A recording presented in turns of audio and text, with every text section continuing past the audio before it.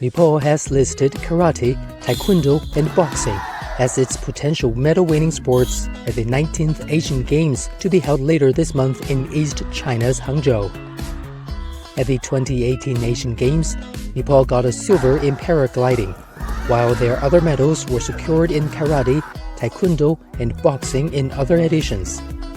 According to Yubraj Lama, president of the Nepal Karate Federation, Nepal is sending its karate athletes to Belgium for training and Indonesia for a championship in preparation for the upcoming Asian Games.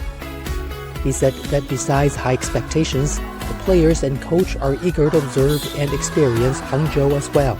Chinese has a tradition of arranging excellent, like Olympic, Asian Game, youth, and there are so many events.